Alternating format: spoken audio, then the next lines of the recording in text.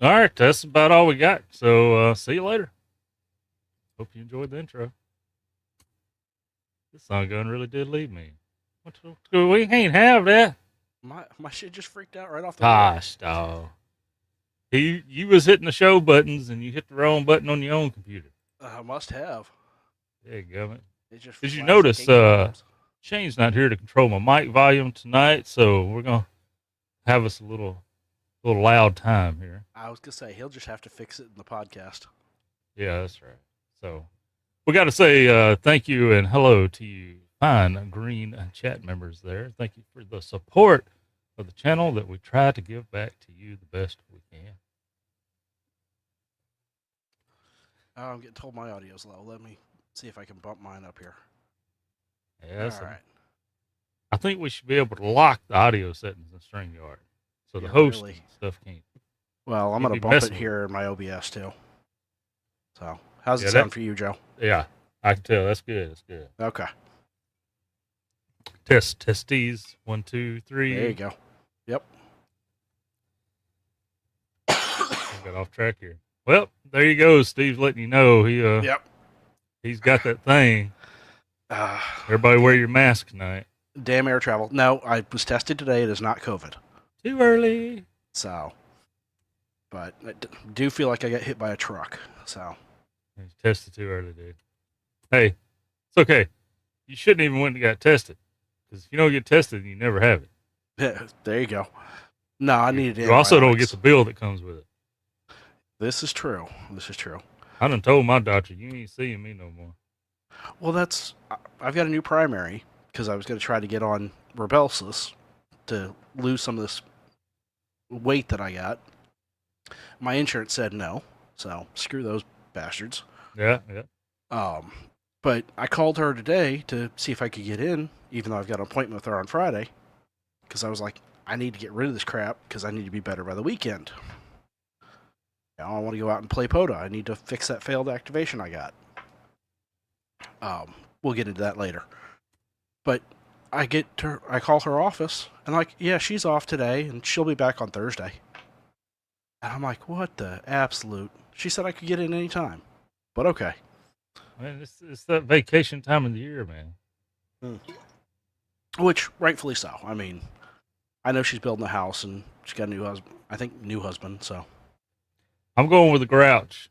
He says insurance is such a scam. So that's why I told the doc. I said, hey, look, I ain't gonna be back, because I could go when I went to get a prescription. I would tell them, don't put that on my insurance. It was $20 cheaper without my insurance. There you go. And I'm like, why is that? I knew you always charge more for people that has insurance. It always happens. And they're like, well, you got to pay for the medicine, and then you got to pay your copay. I'm like, so I got paid insurance like twice, because I'm already paying them every paycheck. Well, and the insurance sets the price on what they're willing to pay on the meds. Yeah, mine is zero. Yeah. Until I hit $1,800 out of my pocket. $1,800? I'd love to only pay $1,800. Well, mine's $17,000. Dang, son. Yeah. The joy of working for a small company. That's why I'm hoping this interview goes well tomorrow. Because then I'll be on state insurance like you. I just need to keep major medical. Yeah. That way, if it gets real bad, that's it.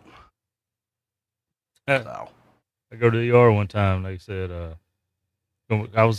I had that stuff like you got that you don't think you got, and I got dehydrated. So it was the weekend, nobody was open. I had to get some saline in me, and they're like, it's gonna be $500 copay, and I'm like, you can either bill me or send me home. That ain't happening tonight. Definitely.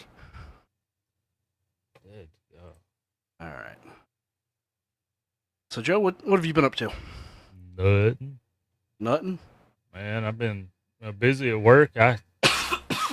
First time I've seen my radios in a week. Oh, geez. Yeah. I didn't get any of the 13 colonies this year.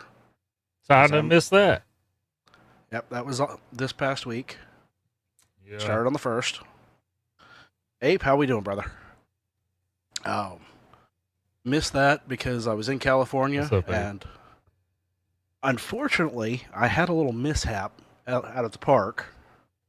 Let me see if I can share my screen here. I broke my little dude.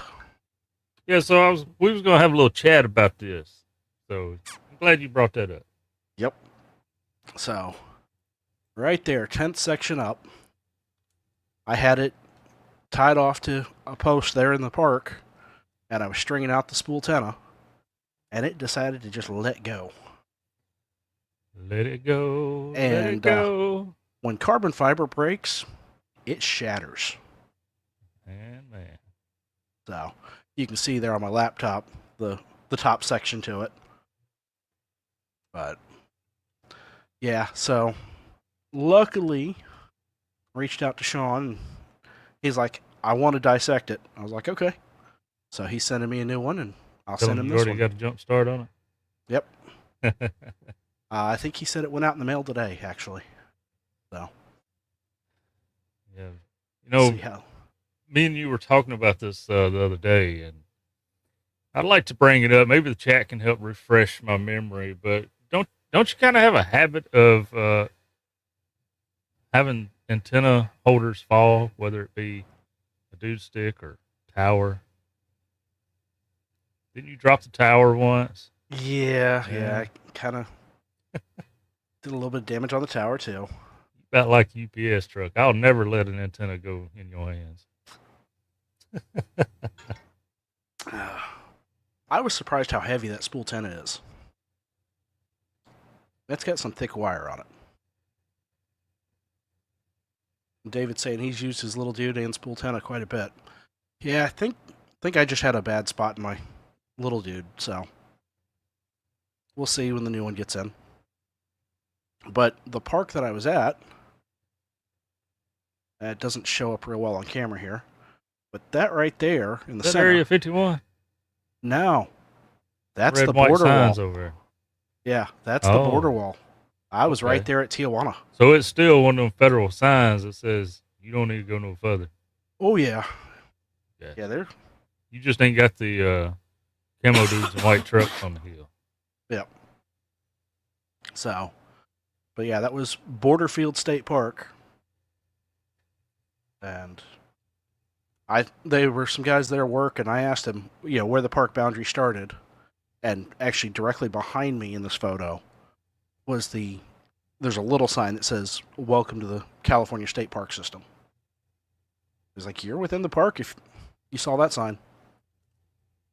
So. There you go. I was like, okay.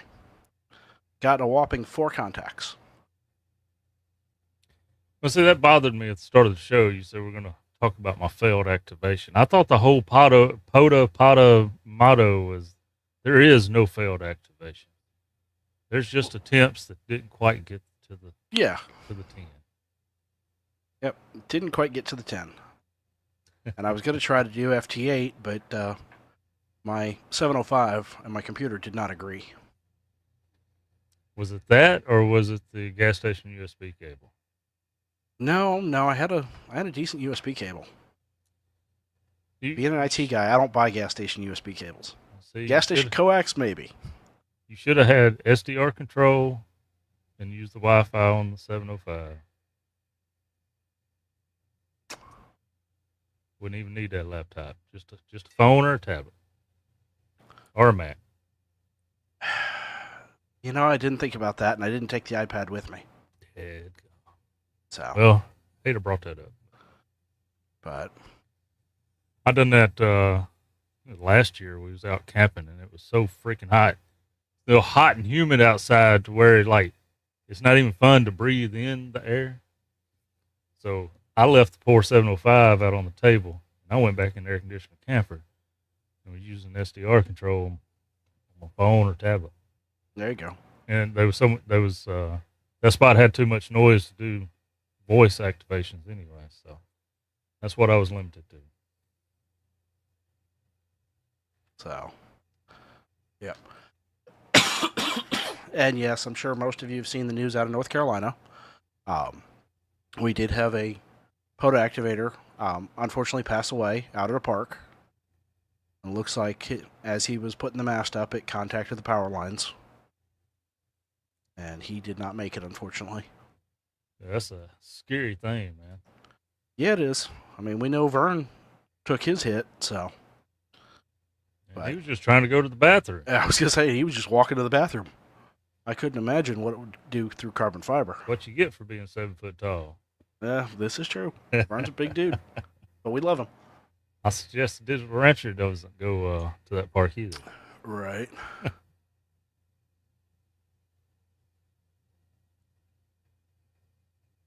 A4IT. I don't need anything but for you to say hello back. When I tag you in the chat, that's my traditional wave to everybody.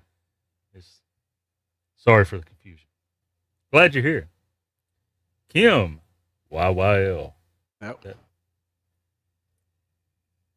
And Kim said she's actually activated that park where I was, so. I understand it's a pretty neat park once they open it up fully. But we'll see whether or not I go back, depending on what happens. So. Oh, look. Izzo's in the chat. Oh. Good evening, Bob. Drop that over there. See if that gets a knock on the door. Izzo, put us on the radio. Let us know when you PTT. The delay would be horrific. We won't know it. But if you are on D-Star, was it 69 Charlie? There's I don't Izzo? know. They got D-Star in the dispatch? Not necessarily in the dispatch, but all of Connecticut runs 69 Charlie. It don't matter if Izzo ain't talking on it. That's one thing I feel kind of bad for Izzo, man. There's when the band would open up here, up in Tennessee, somewhere central Tennessee, there was a dispatcher up there in their communications tower, their 911 tower, ever how tall that thing was. In dispatch, they had VHF, I know at least VHF, Motorola, that he'd get on 5.2 and just have a blast while he's sitting there in dispatch. And we'd talk to him. There you go.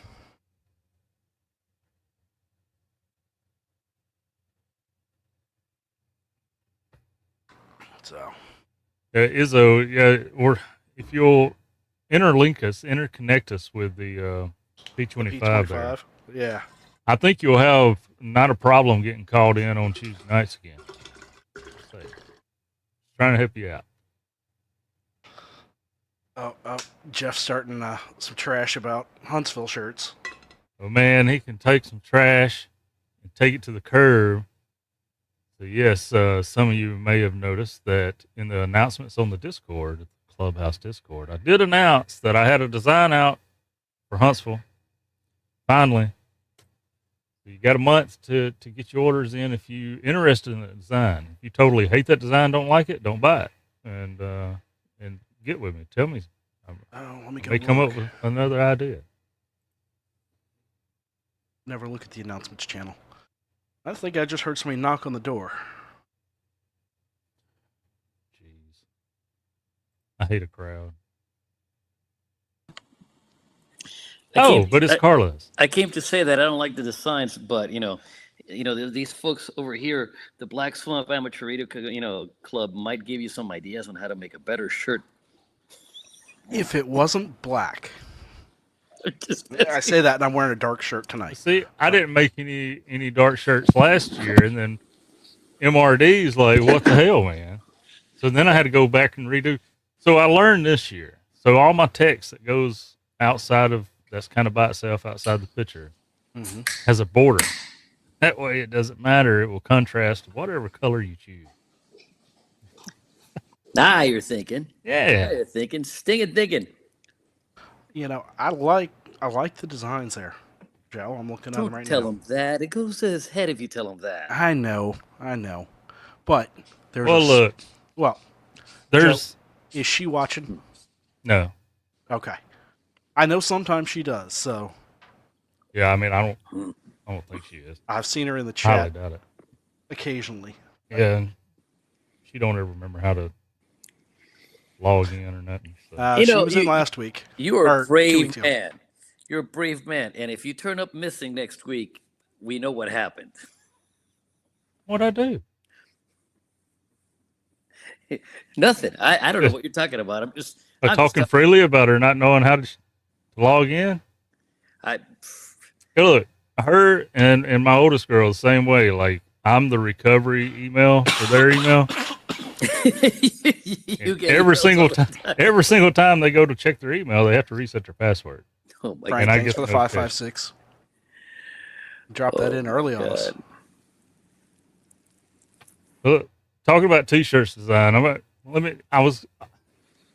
having a hard time because I was really wanting to copyright some trademarks, and I just know I shouldn't be going down that road, right? So I said, you know what? Let's see what AI comes up with. So my prompt for AI was, hey, make me a t-shirt graphic containing ham radios and friends, socializing, having fun, whatever I put.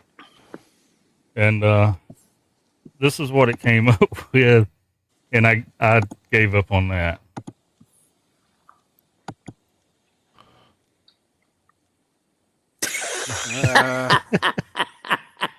Look, it's Manny Jose Manuel Manny.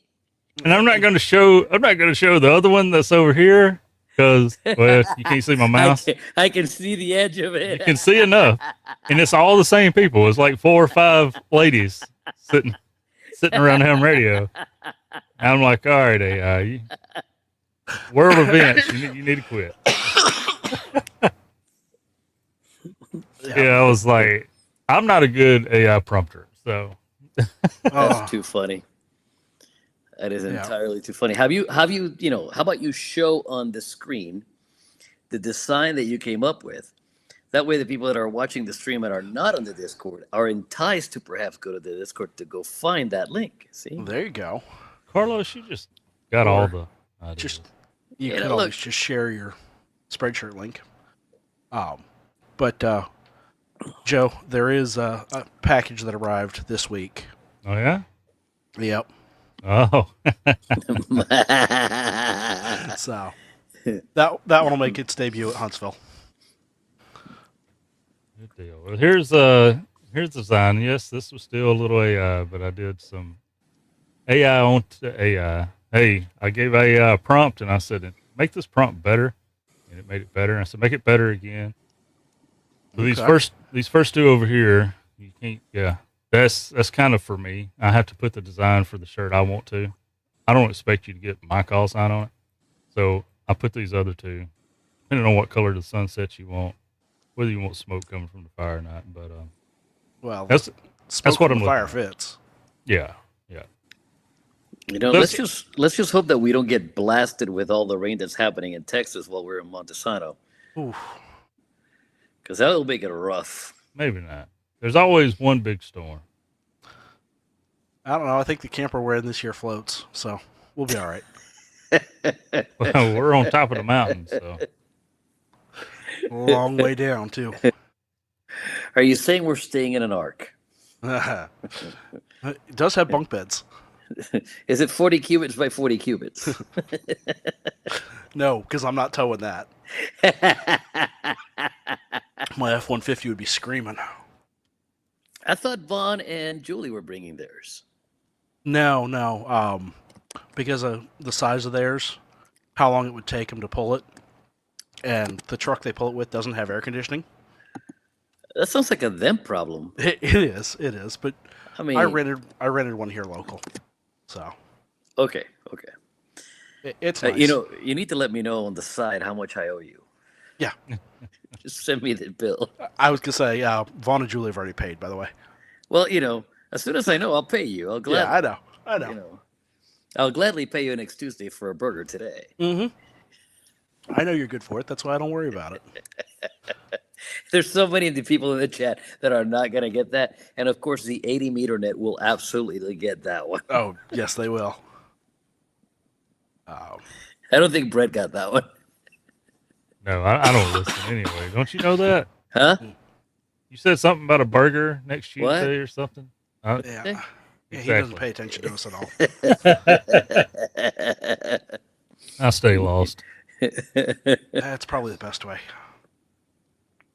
Oh. So how was the week, fellas? Anybody do anything fun? Bro, I went to San Diego. You went to the Gaslight District, didn't you? That's how you ended up with that cold. No, I actually stayed away from Gaslamp District this time.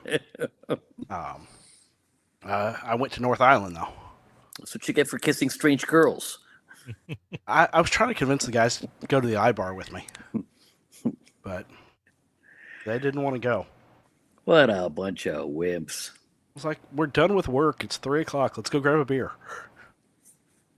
They didn't want to, like, no, we want to get back to the north side. I was like, yeah, you guys suck. There's a few comments on the chat there calling out the reference. Nicely done, ladies and gentlemen.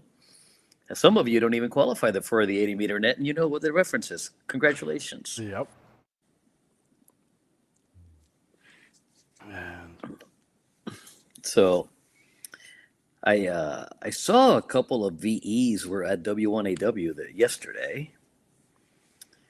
Did you guys happen to make contact with any of those folks? I still do not have an antenna up here at the house. Dang. Really? Yep. I'm slacking. Wow, dude. How is Shane supposed to use a radio?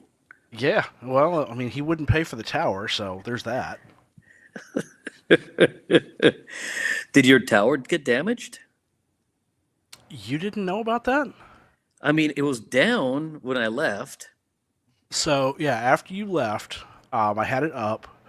We had a storm coming through, and Dana was like, hey, go ahead and put the tower down so the storm doesn't bring it down. At about 45 degrees, it decided to snap. Yeah. Ooh. Came down hard. So, I've got a few sections of Roan 25 I'm going to put up, but the step IR is not going back up on top of it.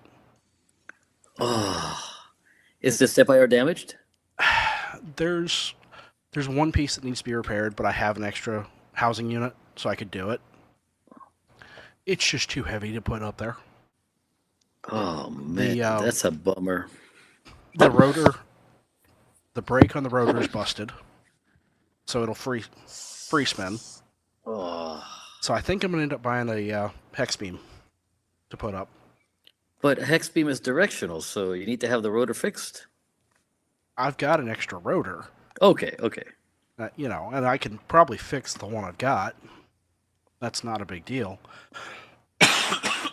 Excuse me.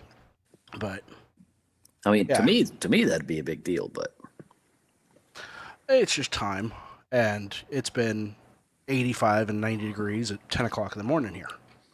What do you mean? You don't want to be outside huffing and puffing in, 100% humidity and 90-degree weather? No. With a feels like temperature of 110? Come on, sack up. No. Now, if it was this temperature over in like the Phoenix area, yeah, probably not a problem.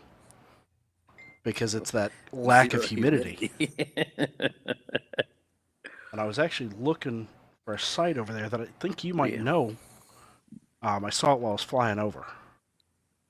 And I can't find it right now. I was throwing people out of airplanes on Thursday with 90-some degrees on the ground and 100% humidity. It felt like we were swimming through the air. I bet it made for some great skydiving, though. Oh, it made fantastic skydiving. But, man, I was done at the end of the day. Normally, like we got done, and there were 2 or 3 more loads after that, and I normally would grab my rig and go do a fun jump. And I found Paul, and I said, "Hey, Paul, want to have a beer?" We cracked a beer, and I was done, man. Yep. Yeah, Paul.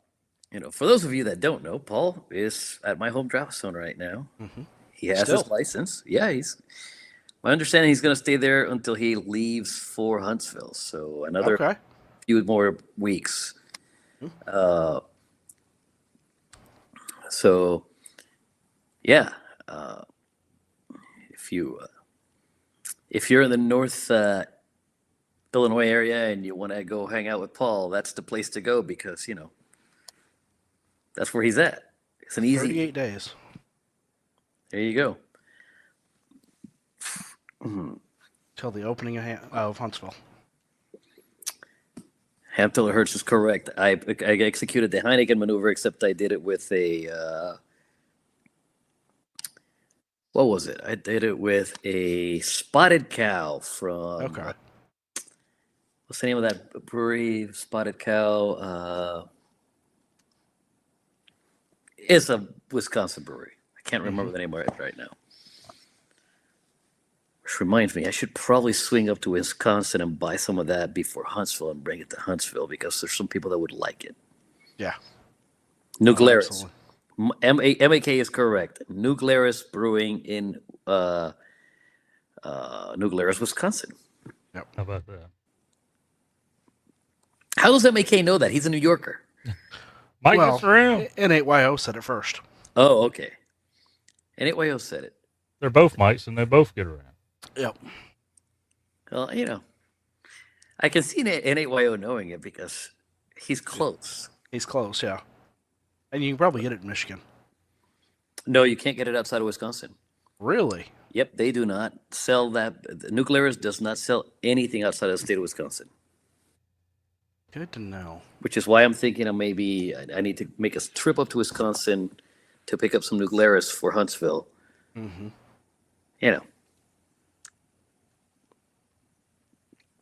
Mike says I drink beer and I know things. Yes, sir, you do on both accounts.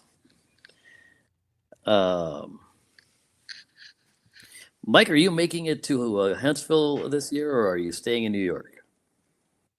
He's probably going to stay in New York. I mean, can't say I blame the guy, but, it's a long trip, but. Yeah, New York. Well, I mean, Mark from Halibut's coming out, and he's out in California. See, there you go. And while I was in San Diego, I had dinner with somebody out there that, Carlos, you know. Oh? And she said she might make Huntsville this year. Really? Yes, she wants to make Huntsville. So that'd be very cool. The thing is, I know exactly who you were talking about when you didn't even have to say the name or the call. Yep. That'd be very cool. I don't even know her current call. I know she changed it. Yes, it has changed. I'll leave it alone. But if you listen to the Crash Course podcast, VE Extraordinaire. Yes. So. Yes. So the Grouch in New Hampshire, maybe we can get Carlos to come north in September, says N1JUR, Mr. Eric. That depends. If I am able to get away, I'll get away. Okay. There you go. I just finished my examiner rating. It finalized in June. Nice. Yes. Nice. I've been chasing this for 5 years. It's a long goal, man. So my calendar, it's a little bit more flexible right now. I still have to have the money to be able to get out there. But maybe, just maybe, I can get up to, maybe I can return the favor, right? There you go. Paul came this way. Maybe I can head that way, make a few jumps with him over his way, and then head back. I mean, I think it would take me a day to drive out there, maybe a day and a half. I'd have to do the math. Let's see. Let me pull up my maps and I'll tell you. Let me go to, just for giggles, Nashua, New Hampshire. Oh, it would take me a day. 13 and a half hours of driving. So figure 15 after stop, a couple of stops for the typical things that one must do when one is going, cross country. I don't like to drive that long in a day, but I can manage it. Yeah. Yeah, I know how long you drove coming down here. Yes. And you were a hurting puppy when you did that. I was a very hurting puppy. And then, did you drive it back in one day, or? I drove it back in 2, but I went Fort Lauderdale to Virginia, and then West Virginia, Fort Lauderdale to West Virginia to Indiana. Okay. And it hurt. When I got out of my car, my left leg didn't want to. Like my left leg, like just kind of collapsed, and I started to fall. And I kind of grabbed hold the door. I grabbed the car and I went, "Easy, boy, easy, easy." And the bad part is you drive a stick. Not on that car. Okay. My pickup truck is a stick, and the stick is not bad. It's just if you're an idiot like I am, if you're a knucklehead like I am, you don't drink enough water on the road, so that you don't end up having to stop more often, so that you can Gatorade bottle. So you can go 12 hours without stopping, because my car gets 40 some odd miles to the gallon. It has a range of about 600 miles on a tank. I tried to go 600 miles without stopping. That's rough. I told you I'm an idiot. I I can pull 350. I don't know that I could do a full 6. And on the bike, I've done 2. Hang on. Somebody says, Lon. First of all, the day I wear New Balances is the day that I joined the 80-meter net. And I don't have any intention of joining the 80-meter net anytime this lifetime. However, compression socks are a gimme. I run long distance, and compression socks are your friend. And I wear compression socks even when I'm not running. They're great. People go, "Why are you wearing the socks?" Because they help a lot. But New Balance, no. If you see me, if you see me wearing New Balance, then just do me a favor and just right back here like a mark. Yeah. Just check out. Lucas, I have done the iron butt. Oof. I have done the iron butt, and yes. I have not pulled that one yet, but I have done 500 in less than 12. It is so halfway there. The iron butt hurts. That's all I gotta say. The downside, well, the upside to the iron butt with the bike that I did it in is that the gas tank would only go at about 180 miles before I had to stop. Oof. So I had to stop every couple hours, 2-3 hours tops to refill. So that forced me to get off the bike and take a couple of steps while the tank filled. The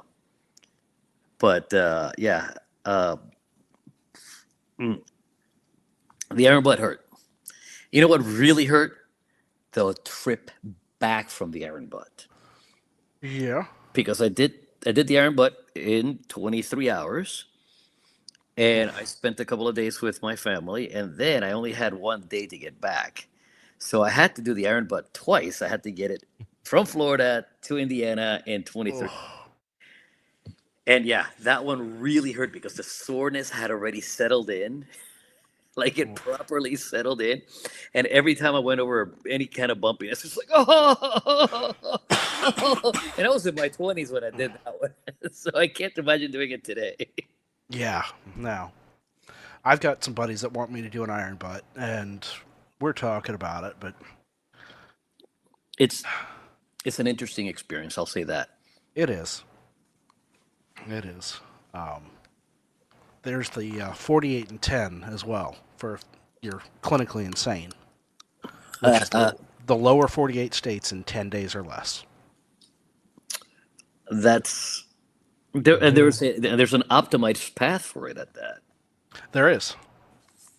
So. Yep, and I have seen that optimized path, and I'm just like, yeah, that's still a ton of riding. It is. I don't see anything. I don't know when I'll get another motorcycle. The problem with having a motorcycle in Indiana is that for me, I have riding weather for maybe 3 months. Look, and that's also skydive weather. Exactly. It's also skydive weather, which means I can't take the bike to the drop zone because I got to carry my gear. It doesn't compute. Get you a trailer.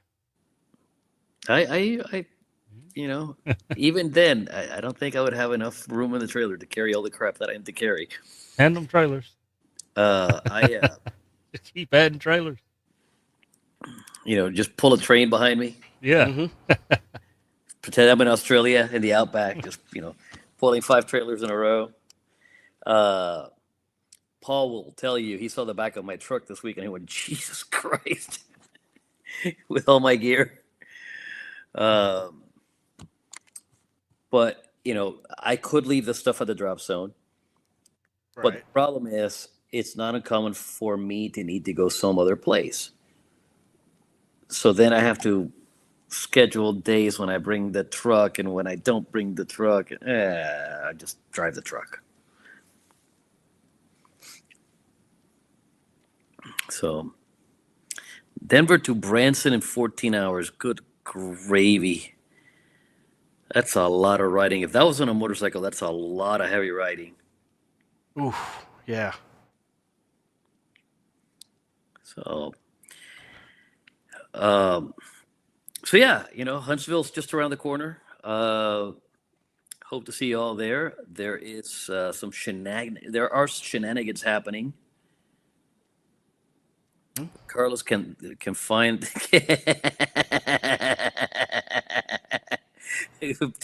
Tim making the reference. I couldn't find my own coffee in the back of my own truck when we went to do photo together for Winter Field Day. It was right in front of me, and Tim goes, "You mean this one?" Yep. Oh, that one. And speaking of Huntsville, there will be a tip jar for coffee. Now the question is, how many pounds of coffee do I bring?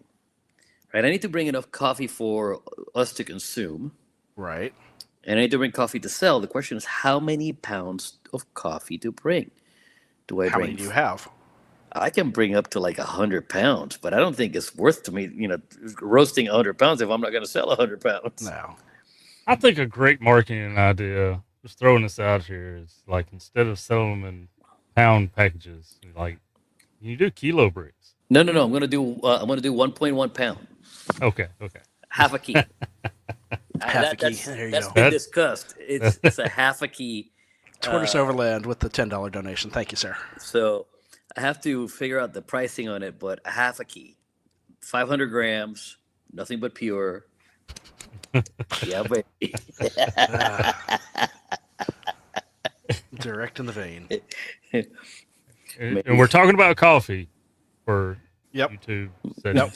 And that's what I'm on. If you don't believe us, rewind a few minutes and listen again. We're talking about the whole conversation is about coffee. 100 pounds of coffee. That's KB5UTY Dave. Dave, do me a favor. Send me an email.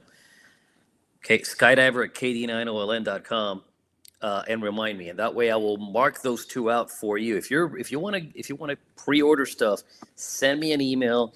I will mark out bags for you. Ask the people at Huntsville. I mean, at Dayton. I had their names written on the bags because they pre-ordered, and that way I don't sell it by mistake. There you go. Send me an email. I can't guarantee you anything because I won't write a name on it. If Carlos brings the brunanigans, maybe he'll have shenanigans to share. Shenanigans beans. So there we go. Now, are you bringing ground or whole bean? I'm bringing whole bean. I'll bring my grinder. I prefer to grind fresh when I make coffee. I mean, you remember that from last year. Yeah. The ticket's going to be having enough good water with us, right? Because I normally bring 2 gallons for the likes of us, so I'll have to bring another 3 or 4 gallons with us for the people that show up. Was it Saturday morning? Yep. There you go. Yeah, I'm getting in Thursday night or Thursday afternoon. So. Yeah, I'll get in Thursday afternoon as well. I may even get there for Wednesday. I don't know. I'm trying to figure it out. There is an event happening on Thursday. The DX, what the hell is it called? Something rather other. is having a meeting. It's like 4 days in May, but for Okay.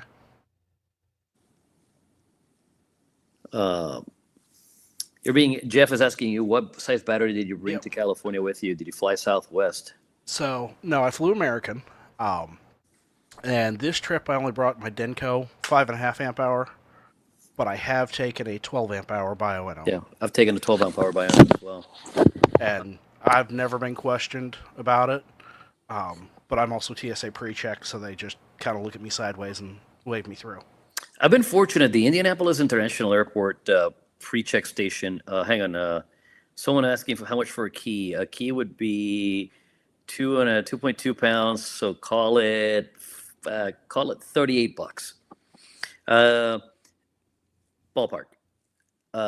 Anyhow, there's a gentleman that works in TSA in the pre-side in Indianapolis who's also an amateur. And every time I've gone through Indianapolis with a radio and a battery, the same fella ends up checking my bag and he goes, "Hey man, how you doing?" There you go. So it makes life easy. It's great to have an amateur behind the counter that goes, "Yeah, that one's going to get flagged. I know what it is. Don't worry about it. I got it." Well, and it's funny. They look at mine on the X-ray, and they look at it sideways, and then just push it through.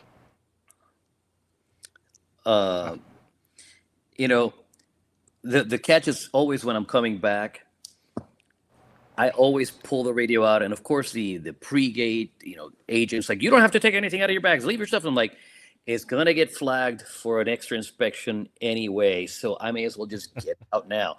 Don't take anything out. And I'm like, lady or guy, and it's happened always on the way back, every damn time. It's like, it's gonna get flagged if I don't take it out, so I may as well just do it now.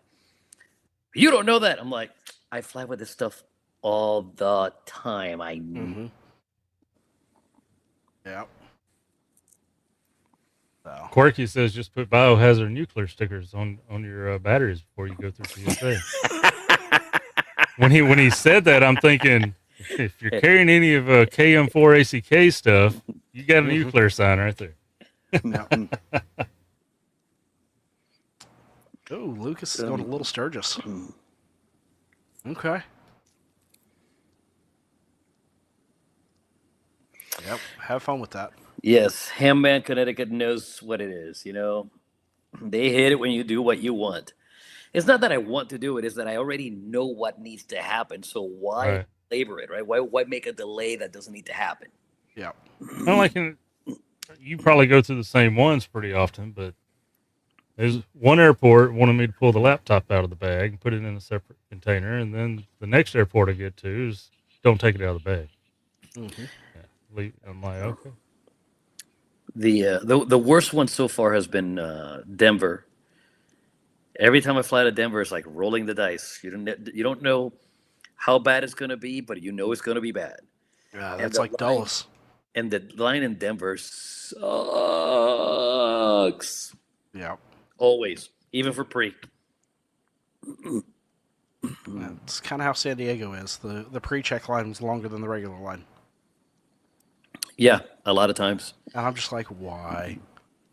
But yeah, on my way out, Carlos, I found this place. I thought it looked pretty cool. I was trying to figure out what it was. Oh, I know what that is. I figured you did. Because when I found it, what's right above it? Sidewinder DZ. Uh-huh. And I figured you had jumped there. No, I haven't jumped there, but I know what that is. Okay. That is actually the General Motors Proving Ground out in Yuma. Yeah. Yep. They, you know what? If you want a fun one, here, let me pull one up here. This place is closed now. But let's see, Fort Wayne International Harvester. Oh. Used to have their headquarters in Fort Wayne, Indiana.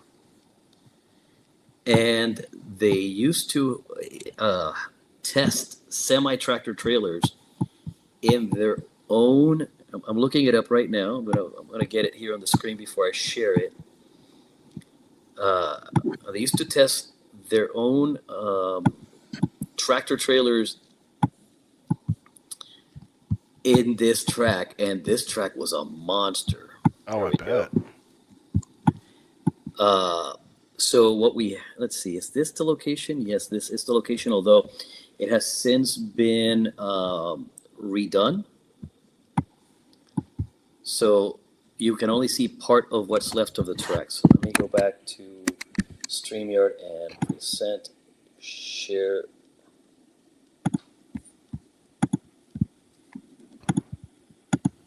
Let's see.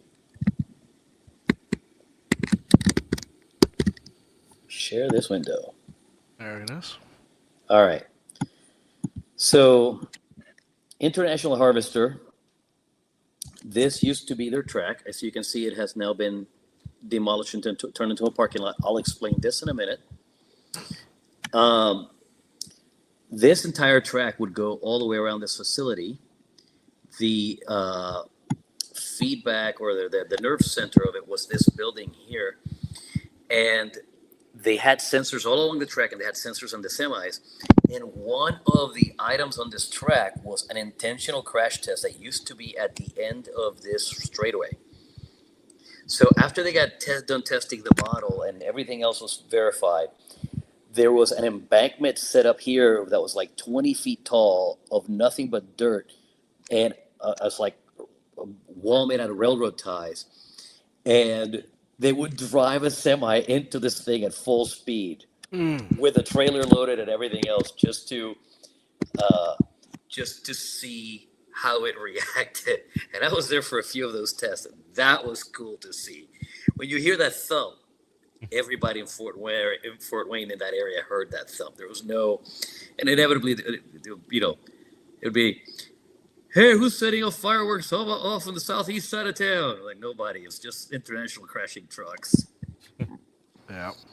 The fun part is that, let me pan to a different section of Fort Wayne.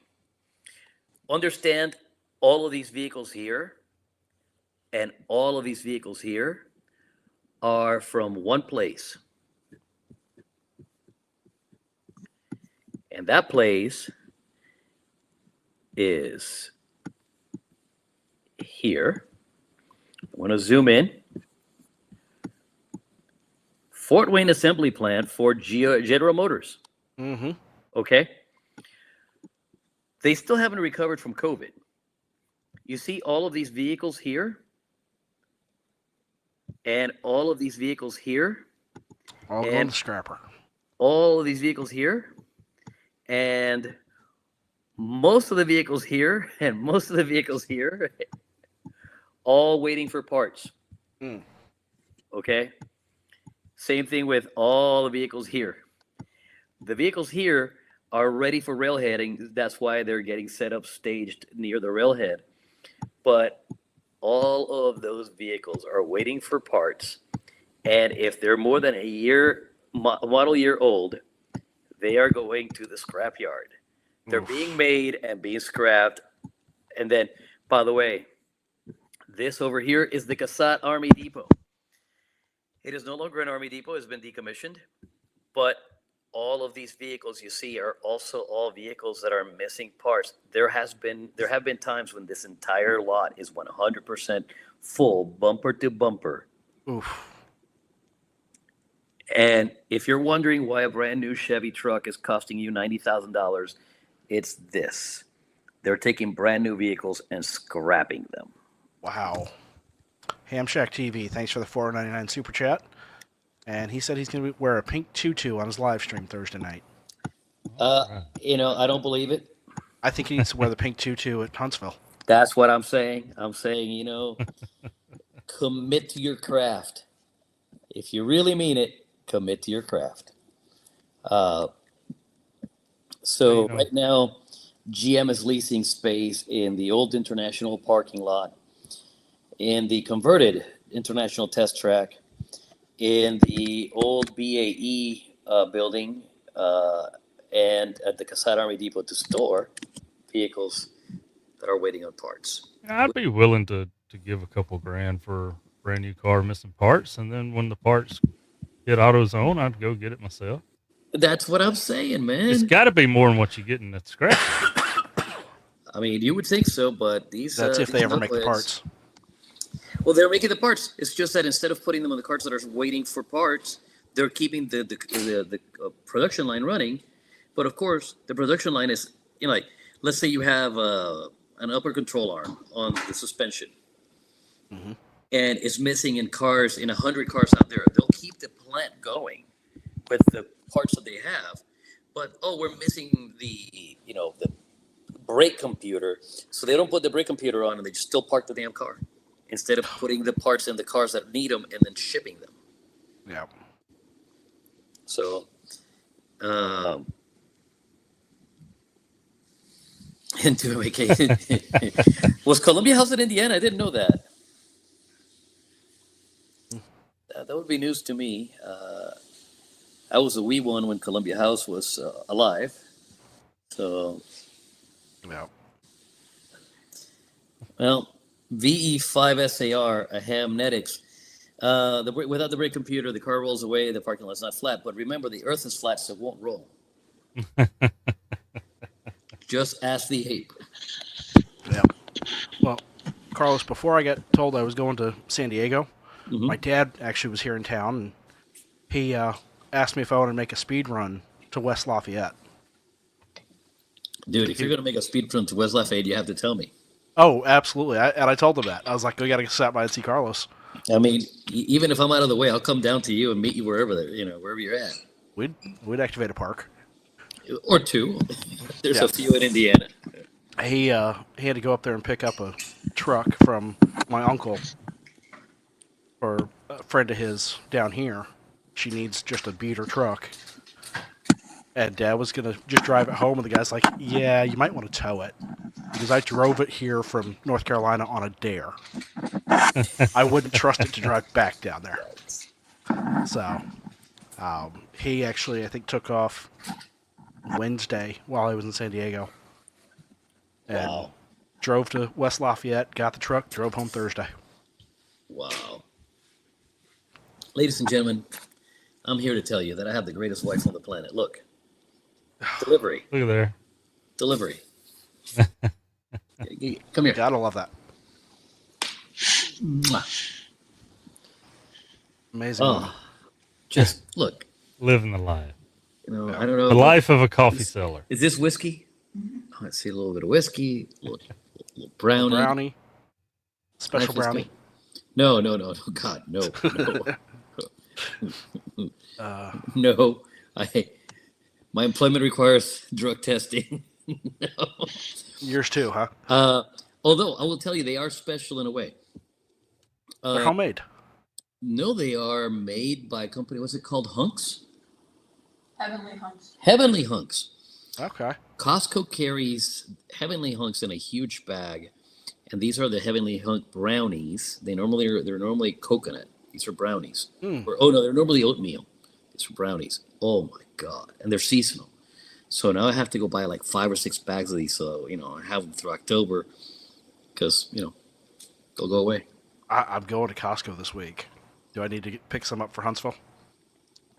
Pick some up and try them. You'll see. You won't bring them to Huntsville. You'll be like, no, these are staying here. So.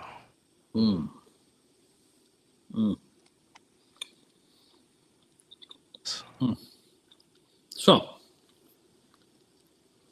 we have no adult supervision today. That means we can do whatever the heck we want, right? Yeah. Let's give away a pound of coffee. Give away coffee? Let's give away a pound of coffee. Here's the thing. I can stir the pot, right? I'm like a drug dealer. If I give them the taste for free. Do you have the spinner thingamajig? Or pulling it up now. Let me put up something on the private chat. Absolutely. Let's see. How about we make it? How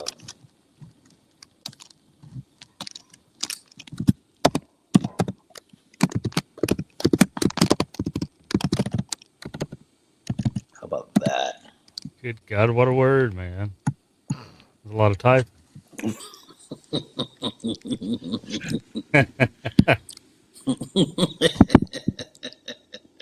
right. We're He's in there stirring the lurking. pot. You know, I already know Mike is never gonna go, but you know, we can stir the pot with somebody else. Right. Get the. What is Frank asking about? You know, I'm good on the Z for it. I don't know what you're talking about. He's assuming he's a winner, and his address and email, I guess, is good. He's good on the Z. Sit down, Frank. Sit down. All right. Kilo brownies. Maybe that ought to be the word. I don't know. I sent one in the private chat. No, I thought it was funny. Well, kilo brownies would be good. Mm-hmm. Paul, this is whiskey, Scotch whiskey, single malt, Glenlivet. Now, is that the stuff you brought down here? No, I brought Balvenie down. Yeah. This is a Glenlivet. I know they're at Costco fine. A 1.5 liter bottle of Glenlivet at Costco costs less than a 3/4 liter bottle at the liquor store. Oh. All right. Well, we ready for this? Start collecting for this giveaway? How many people do we have watching? 98 currently watching. All right, so let's get 90. Let's get 90s. And let's see. Lee McNast, or Lee Mc NA5T. Look, you send me the bottle, I'll gladly test it. Yep.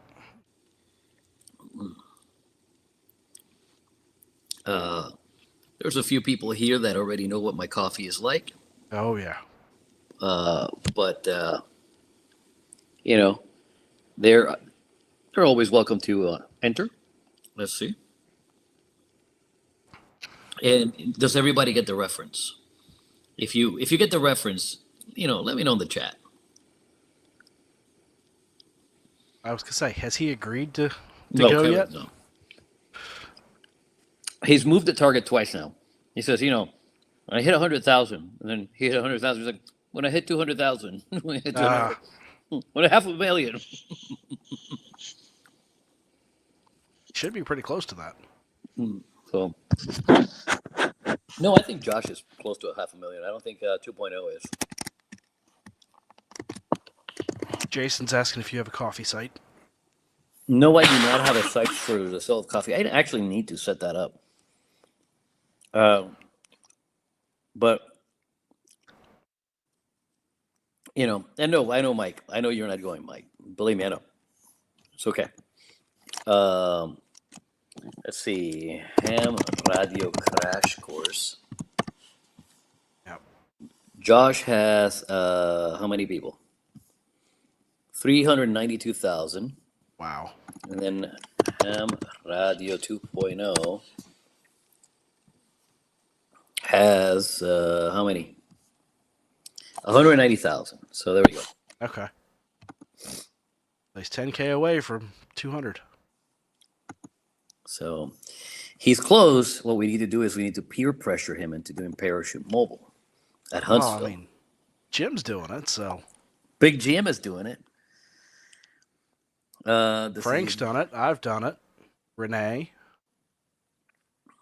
Trying to think who else has gone with you down there.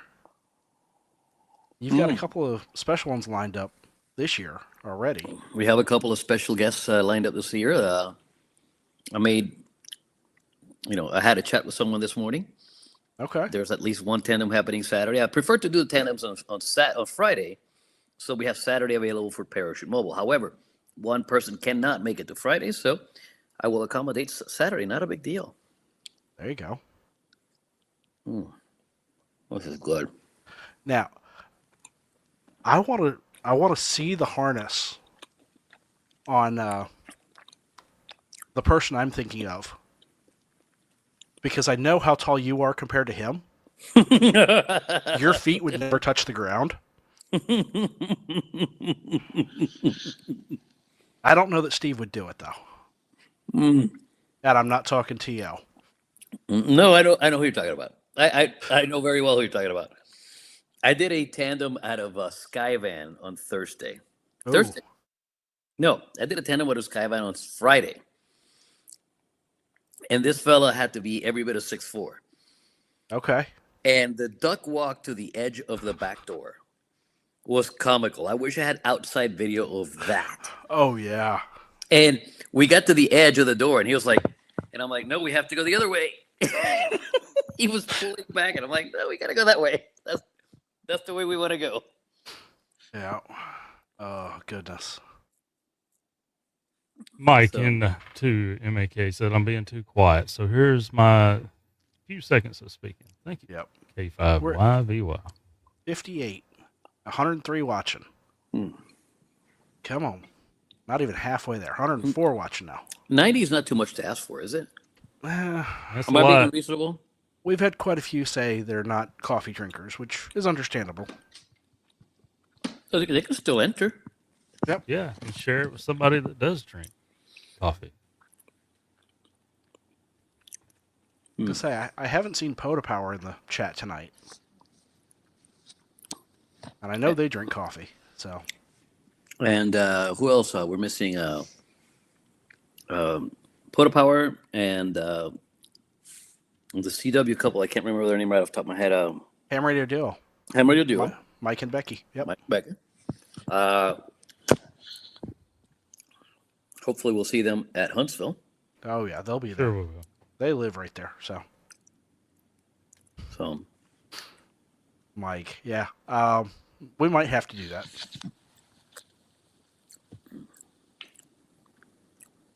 Wrong copy and paste. see, we're up to 60. We're only 30 away. It's no big deal. Listen, people. You don't have to drink coffee to participate. All you have to do is participate. And if you end up getting There's it, Julie. and if you end up getting it and you don't want it, say pay it forward. And if you end up getting it and you don't want it and you don't want to pay it forward, I'll send it to you. You can keep it in your cupboard. You're going to have visitors sooner or later. You may as well have some good coffee. Instead of that crappy Folgers, just have some good coffee. You know? Don't get me wrong. Folgers does the trick when you don't have access to anything else or when you don't want to do anything else. That's cool. That's fine. But, why drink Flavor Right when you have Kool-Aid? There you go. I was going to say, I was just on a ship for a week. You could imagine what kind of coffee I had. Oh, Navy coffee, baby. Oh, yeah. Stand a spoon up in it across the room. Jason, as a matter of fact, for the drop zone, my wife makes me cold brew. And I tend to bring it to the drop zone. I brought it this weekend. I stayed with Paul, so we drank coffee from his place. I got back and I realized, I haven't touched this thing. I had cold brew this morning, and it was delightful. There you go. The best part about cold brew is that if you do it right and you drink the normal amount of coffee you normally drink, it'll cleanse you. Because cold brew is like triple the caffeine. So you get this cleansing feeling. Yeah, I'm sure my doc would love me drinking cold brew. She's already griping about my blood pressure. Oh, it's not about the blood pressure. It's about, is that, how they have you cleanse before colonoscopy? Yeah, uh-huh. With, magnesium citrate, whatever. Nah, just drink some cold brew coffee. Cold brew will do so much better. And it tastes better. And it's not going to have the effect of, 1,000 waterfalls.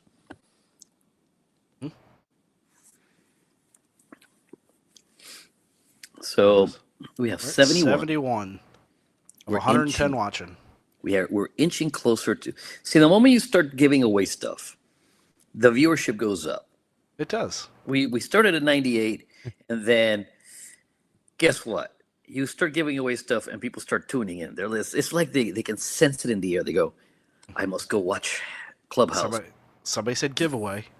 Someone said giveaway in Clubhouse. Well, and I haven't seen Beer Snack jump in yet. But I think he knows it's a free giveaway for us. So. Oh. Don't tell Beer Snack. Tell him that you paid for it. There you go. Make him sweat. No, he doesn't need to be sweating right now. Okay. Oh. But. Mike, is your background from Puerto Rico? No, that is Daytona Beach, Florida. That is Daytona Beach, Florida. I went down to Daytona in March, I think, if I'm doing the math right. I stopped at Steve's on the way south. Mm-hmm. We played POTA for a little bit, and then the next day I kept on trucking down to Daytona. And on the last day of the conference, some friends and I got together, and we watched the sunrise from the top of the hotel. I picked the locks, pretended to be maintenance, got us up there. When the real maintenance showed up, we all just kind of left authoritatively saying, hey, there's something wrong with that unit over there. And we didn't even get questioned. It's great. I didn't know you took your Puerto Rican lockpick with you. I take my lockpick everywhere I go. Okay.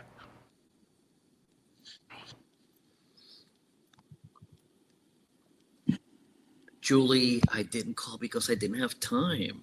Imagine if I had called and said, hey, I'm in Daytona, but I can't do anything else. You know, you would have been sadder. Mm-hmm. So, but I met you at Dayton, so, you know, life is good. And I'm going to see you at Huntsville, right? So there you go. There you go. Plus, we're going to be in the same trailer, which means you get top access to the coffee. This is true. See? We're at 73. Are we stalled? We've kind of stalled. Everybody's saying spin it, pull it. You know, do we pull that ripcord? Well, how long have we been? When did this start? Do you know? Did we start at 9 o'clock? Thereabouts. Close to it. It's only been 10 minutes. You know, like, give the people a chance. I'll give it 2 more minutes. Fair. You know. Nope, it just went up to 74. See, there you go. Thanks, George. See, there you go. T.O. Behave. So, just so we're clear, I don't have anything roasted right now. I will roast for Huntsville. Okay. So this is not going to go out right away. This is going to go when I roast for Huntsville. If you're going to Huntsville, if you win and you're going to Huntsville, let me know. I'll bring it to Huntsville instead of mailing it. See? That way, save me the shipping. But if you're not going to Huntsville, no big deal. Just I'll send it to you. Yep. Are Julie and Vaughn working Huntsville, or are they hanging out in Huntsville? You know, we haven't talked about it. I think they're hanging out. Okay. Because Huntsville is a smaller show. It is. Oh, both. Okay. Okay, cool. I'm going to have to talk to Ray about a non-amateur radio from ICOM down there. It's dawned on me that what I need to do is I need to build a pack like W5ITR, the Digital Rancher has for satellite work, but for aircraft. So an ICOM aircraft radio or airband radio. And there's a couple of models that are available. I'm trying to decide which. And since Ray knows all the models, I'm just going to talk to him and see what he says. And then I'll order one because I want to build a pack for that. We had demos on Independence Day, and the handhelds that we have are not what I call ideal. And if we had a small pack with a 12 amp hour Bioenno and an airband radio with a simple whip, I'm thinking put it in a cage. I'll find a cage that comes close to fitting from armor lock. Armor lock? Yeah. Mm-hmm. I'll find one that comes close to fitting, and I'll modify it to fit that radio. And then that way I can mount the antenna vertically, and I'm just going to put a super elastic signal stick on it. 50 watts out of a whole unit like that, it'll do just fine. I was going to say, and signal stick should work in that range. Oh, it will. Fairly well. I told the drop zone they had to buy these. And the drop zone owner doesn't skimp on spending money on the aircraft or on parachute gear. When I told him he had to spend $20 on an antenna for his radio, he was like, "Oh my God, $20!" And I'm like, Doug, don't make me grab you by the throat and choke the shit out of you, man. So he finally bought one, and the one that he bought was so good that he was like, "I gotta buy more of these." I'm like, "Yeah, you gotta buy them. I told you from the freaking beginning. Just you could have bought 4 of them and gotten a discount and had one shipping cost, but no, I don't know shit about radio." Uh-oh. Look who just kicked in the back door. Uh-oh. There he is. Hey now. What's up, Mike? Oh, what's going on? Hey, Mike. You guys were just talking about Carlos's coffee. I was like, I gotta jump on. I gotta boost the entries here, boys. Here comes the salesman. And girl. Here's the deal. My name is Mike K8MRD. I'm an amateur extra ham radio operator. Oh, that makes it go away. I'm also not a coffee drinker. But when I had Carlos's coffee at Huntsville last year, I believe it was. It was 2 years ago when you and Steve were shacking up. Last couple of years. And so it was 2 years ago then. And I had Carlos make me a cup of his famous K9OL coffee. It changes things. I get up in the morning, I drink a Coke. I ain't got time to be making coffee, boil water, all that garbage. So I purchased 2 bags from Carlos. Sadly, Carlos, the second bag is still not empty. It wanes my desire for coffee. But if you aren't entering, is this contest for coffee? I guess I should have clarified. It is. Giveaway coffee, okay. It's the giveaway a pound of coffee. Even if you don't drink coffee. And I don't drink coffee, but when I do, I drink it black. As well you should. Carlos's coffee is so good. Thank you, sir. So good. It was a rave at Huntsville that year. They found out he was handing cups out the camper door, man. Even the deer were coming up. Yeah, they were. The deer really were. So just type 2.0 must free fall. M and F are capital, and then hit enter or return if you're on a Mac. Yeah, that's all you got to do. And then we can all get together and peer pressure Jason into making a jump. I will not be part of that peer pressuring because I have no desire. You're not going to jump either, Mike? I hate flying. I've done it so many times in my life. No, dude, I flew to Michigan and back last week. Yeah. No, I don't like flying. I don't like landing with the airplane. I don't know. I don't like not being in control and I'm 35 or 38,000 feet above the ground. And they're just supposed to tell you, oh, you're going to be safe. Yeah. It's all going to be okay. Bend over, grab your ankles, and... Hey, you've watched Fight Club, haven't you? We don't talk about it. Oh, okay. They're pumping you full of oxygen to make you relax and believe everything's going to be okay. Mm-hmm. I don't know. I will admit, the pilots that I had on this flight to San Diego and back, they were phenomenal. Greased all the landings. Barely could even tell. Nice. Yeah, I had pretty good flights were to not Michigan so and back. I hate the whole experience. Yep. I don't like going to the regular airport. Takes too damn long.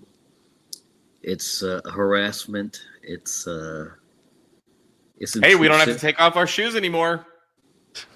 Well, This is true. But yeah, I like going to the drop zone. The drop zone is my happy place. It's where where all the good feelings come together, and I get to, I get to relax. I know it's hard to believe that you can relax while jumping out of an airplane, but believe it or not, you can absolutely relax and enjoy living daylights out of that jump. At Once the end the of your chute video opens. today, Carlos, Mhm. when you said 73, I'm QRT, and you kind of talked to the camera and thanked everybody. Like, yes, you're in your zone. You're in your. Yeah, you are 100% correct. It's that. But right then and there, you were just like, this is it. And I love the views up there and all that. But Oh yeah. no. And you're like, wait, when you first jumped, you just let go of that thing, and then you looked up and you just like squeezed that orange thing together. Whatever that was. And you like, I could just tell, like, this guy knows what he's doing. He's just like, doop, doop, done, and then I'm gonna get my radio out and I'm gonna call CQ, and kids don't try that at home. Well, and flying is the second greatest thrill known to man. Landing is the first. Oh, I was thinking something totally different. I was thinking something completely different. I was thinking, I'm with Mike. I found my special completely purpose. Different. Carlos has always said, skydiving is the most fun you can have with your clothes on. You can even jump naked if you want. I was going to say, you jump naked too, so. There's probably a club that jumps naked and then into freezing water. It's like the Polar Bears Sky High Club. So, Mike, the name of the club is SANS, S-A-N-A-S. You're kidding me. This exists. He said he knows about it. The Society for the Advancement of Naked Skydiving. He knows about it. Why wouldn't I? I'm a skydiver, man. To be fair, I do know there is a nude ham radio club. Yes. What is it? November Uniform 5 Delta Echo or something like that? Something like that, and they've got me POTA. I mean, no. Oh yeah. Okay. They're in my low. Like, all right. Now I got that in my head. There's 90. I just imagine there's a bunch of chicks there, but there's not. No, there's not. None. There's zero. Well, it's amateur radio. It's probably the same guys that run the YL system. Well, Mike, you're technically a Florida man. Somewhat. Depends on what the argument is. I can claim a few states. Right. But you know about Play Linda. Say that again? You know the beach Play Linda in Florida. I do not. Play Linda is a adult beach, shall we say. Okay. It's also a POTA park. That's great. Yeah. I'd go there. You wouldn't even have to set up a mast. Get an N2MAK out there, do some NVIS.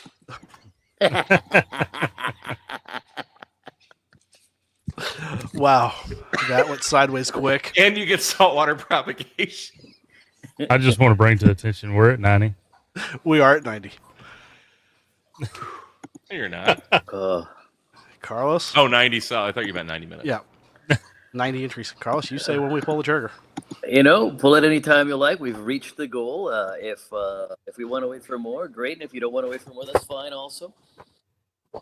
We are at the stated goal. All right. Well, there's 91. We're at 91, you see? Recognize this. If you're waiting any longer, you have way more sympathy than I do.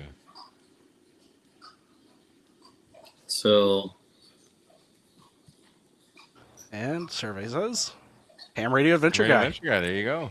Well, Look, I know James is going to be at Huntsville.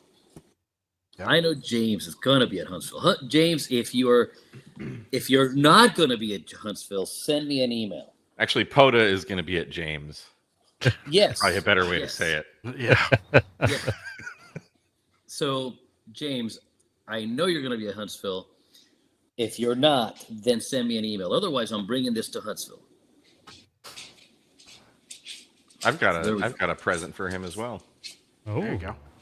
It's not really a present. We talked about it. He said, "Bring it to Huntsville." There it is. Yeah. See, there we go. James, I'm going to bring you to Huntsville what I told you I was going to send you because I don't feel like paying for shipping. And Joe, what's the verdict on that antenna you got? I haven't put it to real world use yet. What'd you get? But, you haven't saw the antenna I got last week? No, I was in Michigan last week. I couldn't watch. That's right. That's right. Family. I did enjoy your video where you took enough time to go to the old club and show us around. I'm so glad. Dude, she lives like miles from where they were. It's freaking awesome. So anyway. This is a homemade ATOS, but it's got a different type of capacitance hat on it. For the Envis. Look and see how it came around full circle. Yeah. So. Are you saying it has a hook? That brings me back to a story from high school, but continue.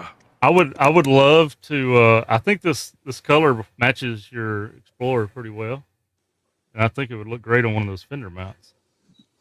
Not with you stroking it like that, it doesn't. But yeah, supposedly there was some real engineering of this being operational on VHF. So testing it here in the shack last week, it was a little high on the SWR, but it was like 2 point something. So get it out in the real world, it may actually do a thing. I've not used my ATOS on 2 meter or 70 centimeter, so I have no idea how it would work. I wouldn't want to. I kind of want separate radios. Right. I don't know. Or if I ran, I've made enough stink about the FTX being not for mobile, and now Yacy's like, oh well, here's an extension cable. Here's a cable that might not be long enough because 10 feet isn't really that long if you got to run it to your trunk. But yeah, I would do exactly what I did. I would run because I did put my FTX in my car for like a minute, made a video, but I still had VHF going to my VHF antenna and HF going to the ATOS. Because if you don't, then you can't listen to both at the same time. You know, when I'm driving down the road, I want to listen to the repeaters and stuff, or 5.2 or. But are you using the official separation cable? I'm not using any separation cable. I don't have the Optima. But I did do so. I've got the pot, man. I'm just stirring the pot. Did you see that I've got the MXP50 amplifier, and I just stuck a couple wires in the back of the FTX, and then connected those to power poles, which then connected to the keying circuit of the FTX, or excuse me, the MXP50 amplifier. Did a POTA activation with it. Worked great. It works. Yeah. I'm going to try to get a video out before Huntsville with an homage to K8MRD. Okay. Oh boy. That's ought to be good. You'll like it. Don't worry. You'll like it. I promise. Giggity, giggity. Oh Lord. So how about the Detroit Tigers? Wait, sports ball? What? Oh. I went to when I flew home to Detroit last week. Was it last week? Let's go with last week. It was actually a week before last. Got in Wednesday night, Tuesday morning, met up with a buddy. I haven't been home in 4.5 years since I moved to Texas. Oh wow. So me and my very best friend Jay, I texted him because I called him like a month ago. I'm like, hey, I'm coming home. Or we texted. I don't. We usually text. Talking on the phone is the worst thing in the world for me. But I'm like, because he wanted to go golfing earlier, and I'm like, sweet, get drunk and hit balls everywhere but straight. But then he's like, how'd you like to go to a Tigers game? I'm like, hell yeah. So we went down to Comerica Park and we went early. Pre-game, did a place called the Tin Roof, and then we went in. Dude, we were in second row. He got fantastic tickets, and they were only like $60 because it was like a 1:00 game on a Thursday. So the place is only like half sold out. But the beers, holy crap. It was like they only do credit card now. So they can they hand you this little device and it's touchscreen, and they're like, sign, and then do you want to add a tip? Sons of bitches. If I'm walking up and I'm not sitting down, I'm not tipping. Sorry. Yeah, I did, and it was like $30 a beer for like 16-ounce like a 16-ounce can of Coors Light, Miller Lite, Bud Light, just all the shit beer. Good Lord. I think they had Corona too. I think I had a Corona. But no all-day IPA? So we walked around, probably after like the 5th or 6th inning, we just walked around the stadium. Because I've been to that stadium before, Comerica Park, but for like concerts. I'd never actually seen a ball game there. So we just walked around, and there's like one, let's just call it bar, that has beer on tap. And they had Founders All Day IPA. I was like, nice. But that was like towards the end. And at that point, we were so drunk that we're like, who cares? Didn't matter. Yeah. So, but then we went down to downtown Detroit and went to American Coney Island and Lafayette Coney Island. 2 Coney Island restaurants directly next door to each other in downtown Detroit. And had some Coney dogs, some proper Coney dogs, not that Ohio Skyline chili garbage. I don't know how you put that filth in your mouth. Ugh. Yeah, it was good. It was good to be home, but I'm glad to be back in Texas. Just say, how was the weather? It was actually as hot and humid up there as it is down here. the first 2 days, but then it cooled off. Actually, the humidity just went down, but it was still 80s. But it was like 95 and humid as hell on Thursday and Friday. But then Saturday and the rest of the week cooled down, and then I flew home Wednesday. But I got to hang out with my old ham radio club for field day. And that was awesome. Paul, no. I purposely leave my passport here when I go out there. Who's Paul and what is he saying? The Grouch. Oh. He asked if I caught something down in TJ because I was in San Diego. Tijuana. I mean, you could have, dude. I've been to Denver, Colorado a couple times, and walking around down there, there's literally people just injecting things on the streets. Oh. Cops don't care. It's totally legal. They've got terrible. There's all sorts of tent cities around San Diego. I'm sure. And they've got a couple set up that I think the city put up because all the tents match. And they've actually got shower trailers in there. So. Well, that's good. At least you can take a shower. They're trying. Wow. But there's guys all up and down the 5. I mean, I suppose it's better than people taking, excrements on the streets like in San Diego, like in San Francisco, right? Yeah. Denver. Yeah, they did that. They did that in Denver too. I'm not trying to rag on Denver. Denver's an absolutely beautiful city. DC's the same way. Other than the Colorado Avalanche can go suck it. But tell us how you really feel, Mike. There's certain rivalries. As someone who grew up in Michigan, we've got a couple. I mean, obviously Ohio is number 1, but Colorado and Chicago and DC. That's about right, Jason. Jason is not wrong. I could totally see Paul. Right. Oh, I absolutely don't do that. I offended Randy. I must do that. Where's Patrick Waugh now? Woblos? Who? What? What you call me? See, I came in talking about coffee and then ham radio. You guys are making me go off the rails here. Coffee and ham radio. Clubhouse, that's a different show. That's a different show. Yeah. I hate you. So, Steve, what kind of antenna are you thinking of putting up at your house there since you ain't got nothing for Shane to use? I know you touched on it earlier, but I mean, hell, throw an NFED up. Well, are you going to get the VHQ hex beam? I'm going to talk to him at Huntsville. I know a guy. Is he going to be at Huntsville? Oh yeah, he'll be there. I don't think he will be in Huntsville. No, he doesn't come to Huntsville. No, I was going to say I don't think he does. Mm-mm. I mean, he builds a beast of a hex speed. Oh yeah, it is. You could just call Jason and be like, "Hey, you're never going to build your DX Commander. You're sure as hell not going to build your VHQ Hex Beam." Send me both. Right? I'll send you both. I'll build the DX Commander and send it back to you. I'll pay for shipping. Hey, how'd you get your ATOS? This is true. I am the antenna broker. Yes. You ain't gonna get any of my antennas, but if I know a guy, we can. I was gonna say one of my two ATOSes. Oh, you have two now? I've got two. I've got one Oh, you got permanently Joe on the Brett's? truck. Or Yeah. no, it's Jim. Is it Joe Brett's or Jim? Or Jim sent you the ATOS? I'm not going to confirm or deny if it had a Alabama sticker on it or not. All right. All right. It's probably sitting on a car with Louisiana license plates right now. Side boom probably grabbed that. There you go. No, side boom's got no, because you have side booms. I have you side don't- booms. Yeah, that's right. That's the one that's on the truck permanently now. Yeah.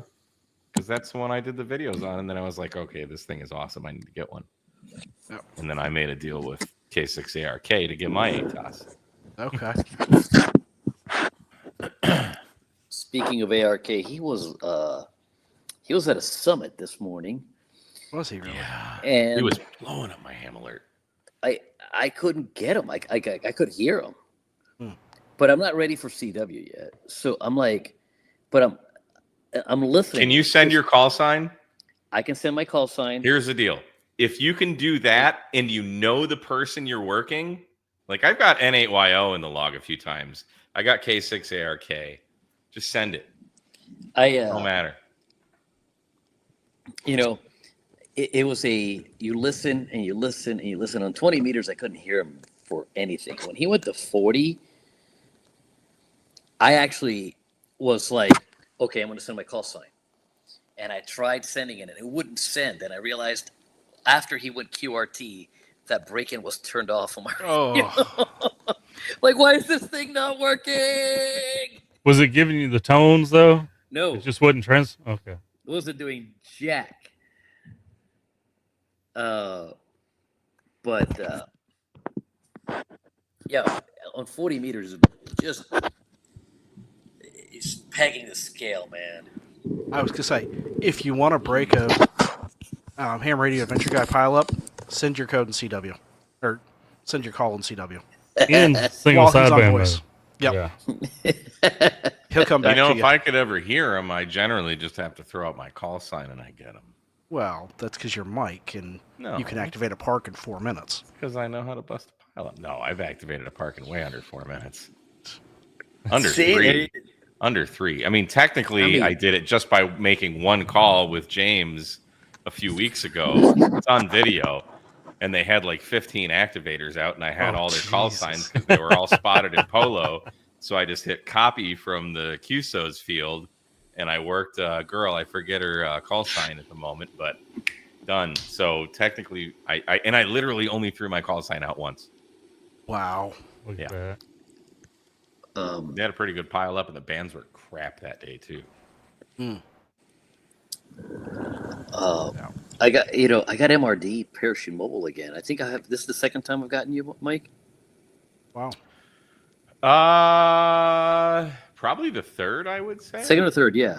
Because I feel 2 Daytons and a Huntsville, maybe. That sounds about right. Yep. Yeah, actually, that sounds right.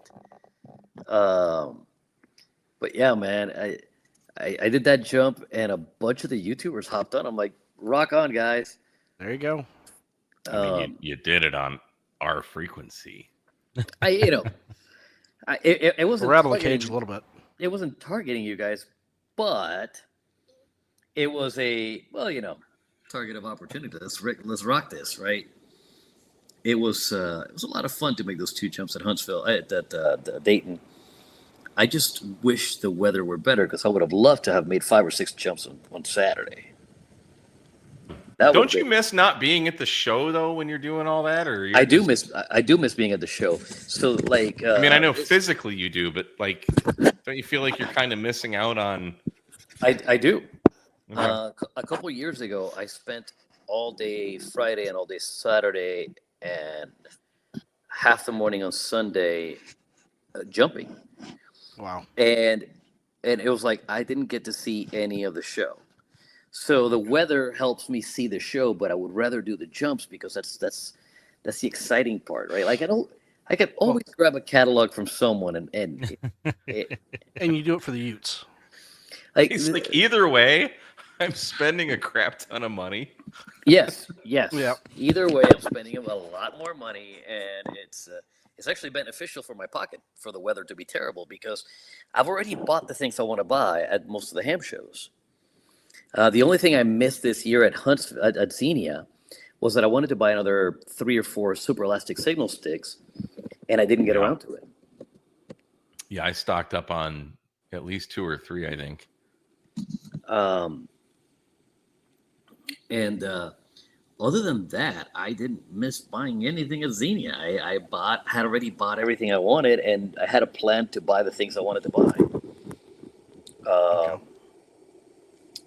So, and you know, this is correct. I am destined to be on the stage and not in the crowd.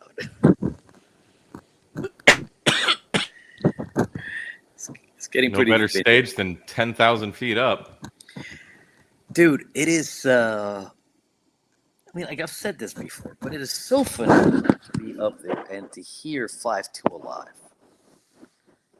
You know, when you call CQ on 5-2 and you're that high, you're getting a footprint that you don't get any other way. And it is almost like trying to work a satellite. You know, I don't know if you guys have worked a satellite or not, but you know how you try to work a satellite, it's just it's the same way, man. It's just so cool. And you could die at the end. I mean, you could dive. I'll be right back. Home, but you know. Yes, you can. I generally drive faster than the other drivers, so I can stay out of their way. Or they can stay out of my way, however that works. Son, you know why I pulled you over? I don't know, sir, but there's a bunch of slow people back there. You should pull them over for holding up the traffic. Speeding traffic. I don't know if speeding tickets exist in Texas. I've tested the limits, as it were. Not this weekend that just passed. The weekend before that, I was heading down to Columbus, Indiana, to spend some time with some family. And on the way down, this is the second time this happened to me. The Ferrari club from Michigan was driving to the Indianapolis Motor Speedway. And I'm looking in my rear view and I see this red beauty in the left lane. And I'm like, okay, I got to get over to the right lane. I looked over at my wife and I said, Ferrari coming up. And she grabs her phone and is, filming this, getting ready. And it's, oh, wait a minute. Ferrari's coming up.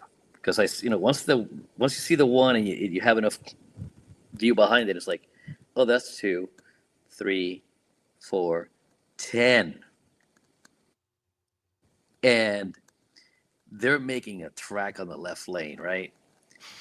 As soon as the 10th one goes over, I get on the left lane and I have it hammered down.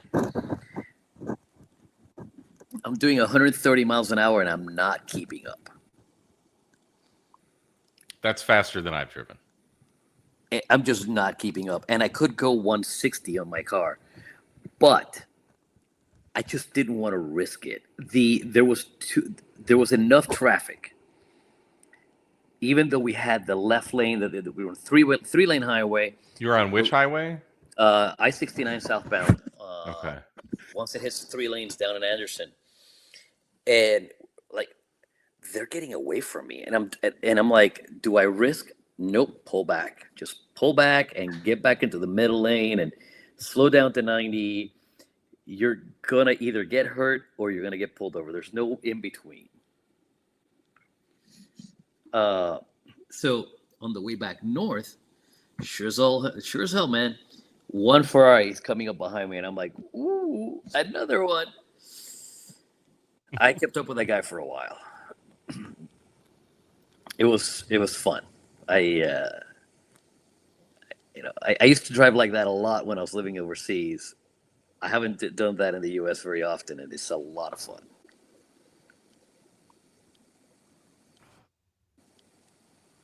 I'm trying to find a meme here that Jody posted. Let's see. I just heard Carlos was southbound on I-69 where it splits. It doesn't split, Helmetics. It just goes from 2 lanes to 3 lanes. All right, here. Let me just do that. There's the meme. That's the easiest. Share my screen. Kate MRD and Ohio Skyline chili dog garbage. Oh. He's very particular about the wieners that touch his lips. I am. So yes. Can you notice that? I mean, that is an accurate description of a Skyline chili dog, because the wiener does not. It's about an inch on either side shy of the bun. Maybe it's got that Canadian shrinkage, Jody. I don't know. But in Detroit, our wieners have a natural casing. They got that snap to it. And the length fits the bun. How's that? There we are. So Interstellar Starman, yes, 160. My car tops out at 160. Don't ask me exactly how I know. Because that's what the book says, right? Yes, it's what the book says. You're correct. Say, car tops out at 160 or the governor kicks in at 160? The governor kicks in at 160. There's a couple places around here to try that. I've been to the track. Yep. So, been to the track. I've got one about an hour and a half away. My sister-in-law sold her Challenger before she let me take it over there. 10,400 unread emails, Mike. I was just responding to that. Yep. So I actually spent a good amount of time, several hours today, responding to emails. One, I am very good at ignoring emails. I am actually quite the introvert when I'm not on camera. But B, most of those emails are from Google. Every time somebody comments on your YouTube channel, Google sends you an email. Yes, you can go into the settings in YouTube Studio and probably turn that off, but I have not. So every now and again, I'll just go to my my Gmail account, which I literally use for nothing, and I'll just hit read all. In fact, no, I'm not going to do that live. So David, David and Lee, I got your emails. Second thoughts there. Yeah. David and Lee, I got your emails. I will have 4 pounds ready, so 2 for each of you. If you're going to Huntsville and you want coffee, send me an email. That's all I'm saying. Yep. David sent me a Windlink. I did just respond to a couple to probably like 5 emails today. I think one of them said it was from Windlink, so maybe I responded to you. But I have not actually, I've been meaning to, connected my radio up and downloaded any of my like Windlink specific, like K at MRD at Windlink, whatever emails. I need to do that. I love Windlink, and I haven't done it in so long. One of these days I'll do Windlink. Yep. I was so against it in the beginning because I'm like, because of what I said, I'm so good at ignoring emails. I'm like, why the hell would I want to send an email out in the field? And then something triggered in me, and I'm like, wait a minute. If I'm in a disaster zone and I can't, here's something real, unlike APRS. If I'm in a disaster zone and I can not get cell phone or anything, or email, or not email, but internet, I can send an email to somebody in Michigan or anywhere and relay my own. I could email my mom and be like, hey, I'm good. Here's the situation. I did not start the APRS argument, Interstellar. No, he did not. No, he did not. 1,999 Windlinks. No. I need to set up a Windlink. I need to get off my rear end and do that. Yep. It's pretty awesome. It is a really valuable thing.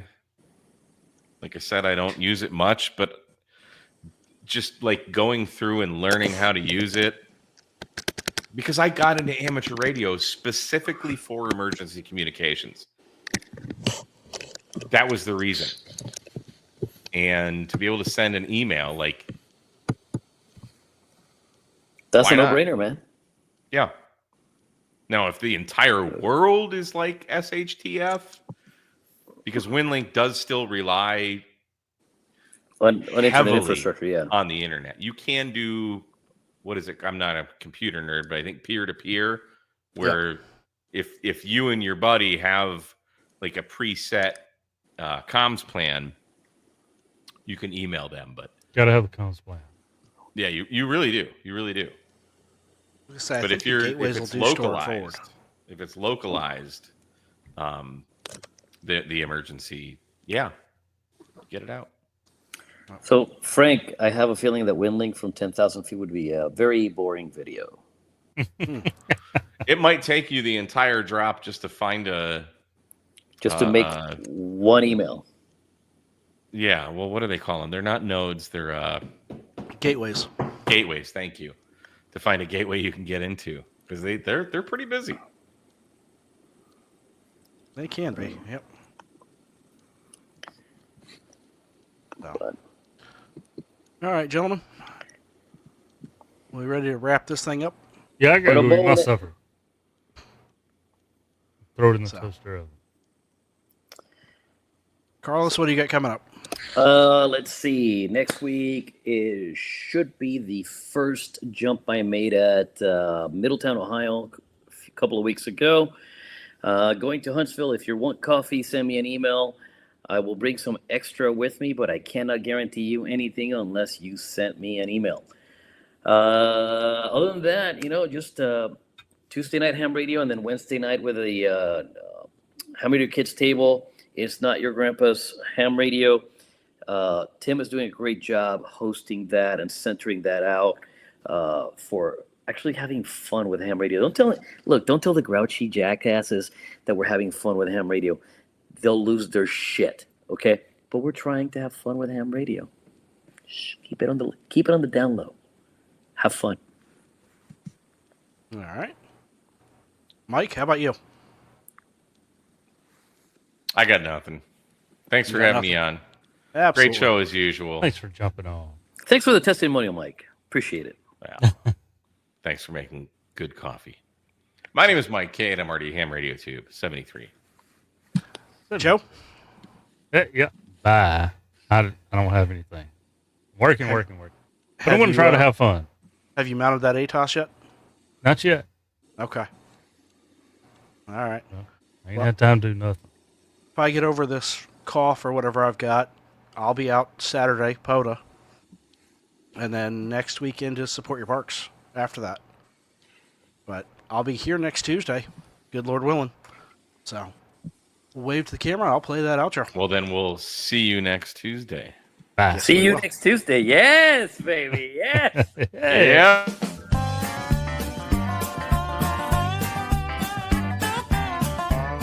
Don't forget to email Carlos for your kilos.